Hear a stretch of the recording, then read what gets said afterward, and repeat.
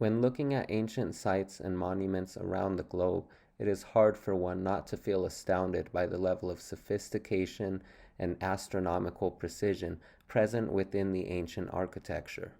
The Egyptians, Maya, Teotihuacanos, builders of the Stonehenge, and many others all built structures that were aligned to the stars with purposeful calendrical associations. Coloradans often look to these sites in awe and sometimes in envy, as no such ancient sites exist within Colorado's borders. Certainly none with a deep understanding of the movements of celestial bodies. But is this common assumption made by many Coloradans correct? In this podcast, I will explain that not only did Colorado have an ancient civilization thriving within its borders, but also this ancient civilization contained an extensive knowledge of the cyclical movements of celestial bodies, of which they encapsulated and embodied in a site atop a mesa in southwestern Colorado. The ancestral Puebloans were an agrarian society flourishing in the southwestern United States. In this mesa-top village, the ancestral Puebloans constructed a site to encapsulate one of the most obscure pieces of astronomical knowledge known to man, the knowledge of the lunar standstills. We will get to this site, but first I must explain the nature of the ancestral Puebloan society. This society emanated from the capital city within Chaco Canyon, New Mexico. The Chacoans built masonry architecture that was unparalleled north of the Rio Grande. Buildings were aligned to cardinal directions, and structures were erected to study the passing of time in relation to the sun. Roads were built to connect it with the furthest extents of its empire.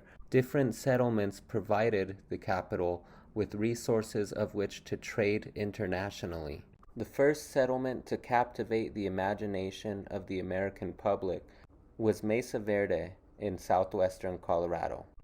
Gustav Nordenskjöld, a Swedish scholar who came to study the ruins, described the astonishment in the men who discovered them. He noted, "In the opposite cliff, sheltered by a huge, massive vault of rock, there lay before their astonished eyes a whole town with towers and walls rising out of a heap of ruins."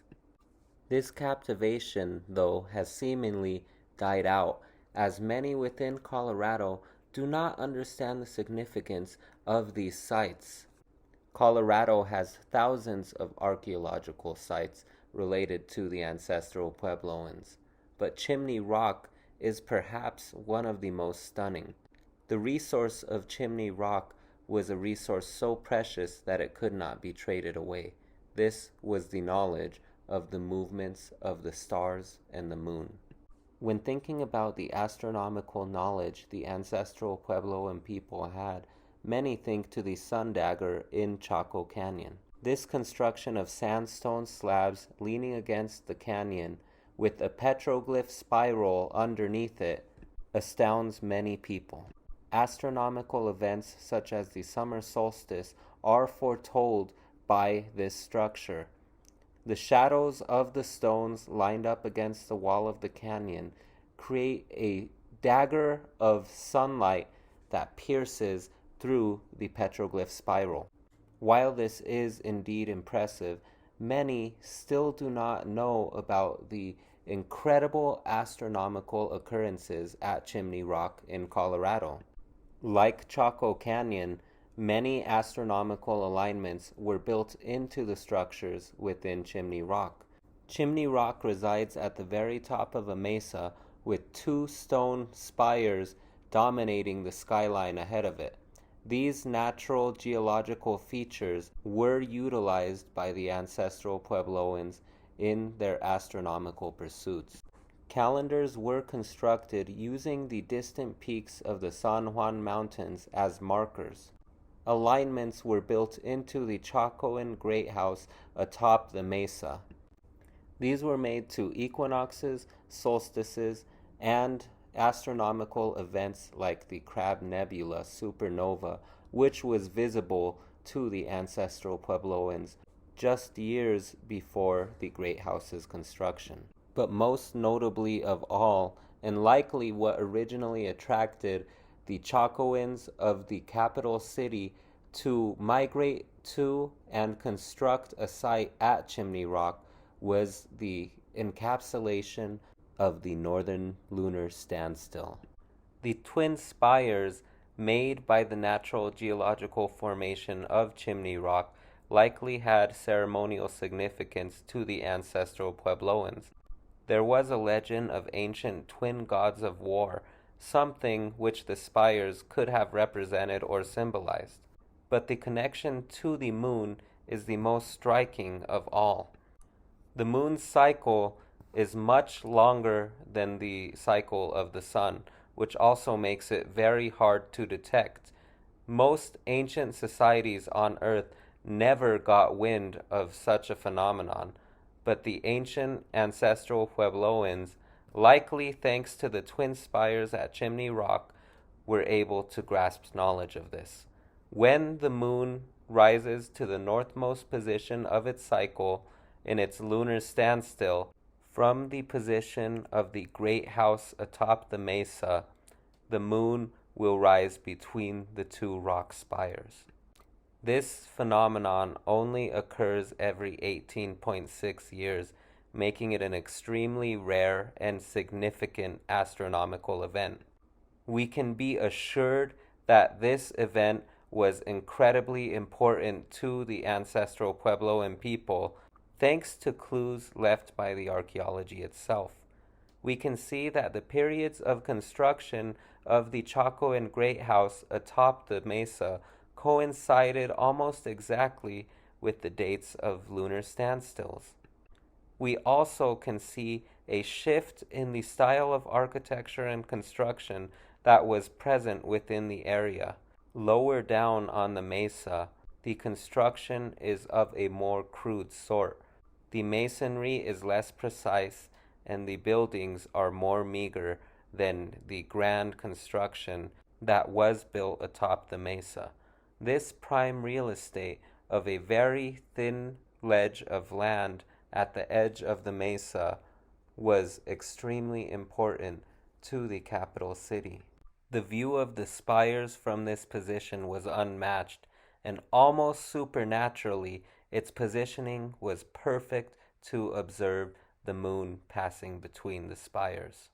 Luckily, the local people of Chimney Rock were aware of this phenomenon for centuries before the word got out to the capital city. This change is also indicative of a power shift, with imperial elites taking control of the area.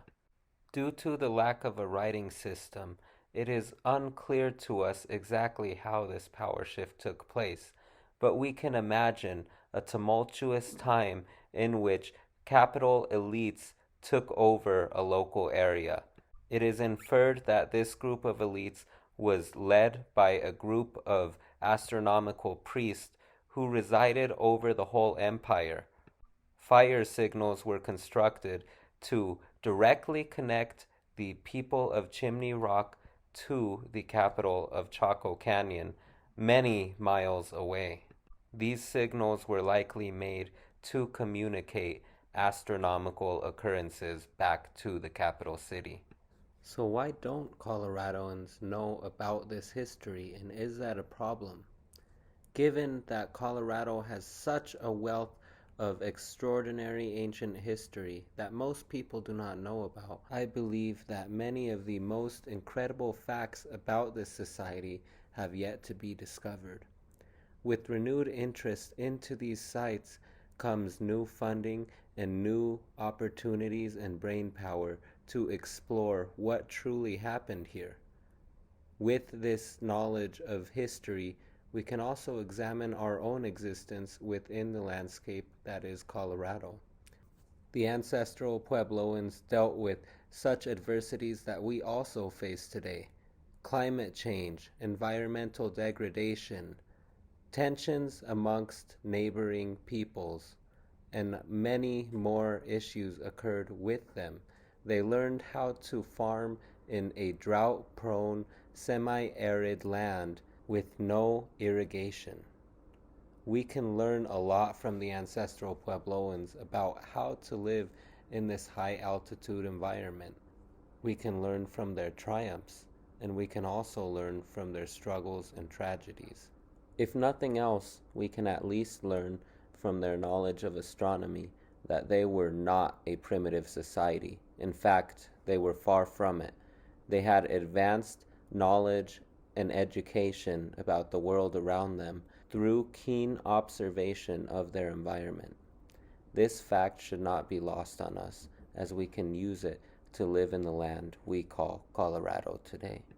There is so much more to be learned about the ancestral Puebloan people.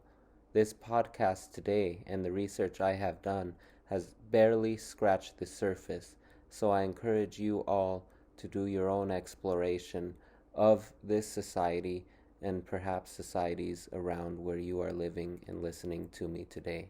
With awareness of ancient peoples, we can also perhaps gain some of the ancient wisdom they left behind.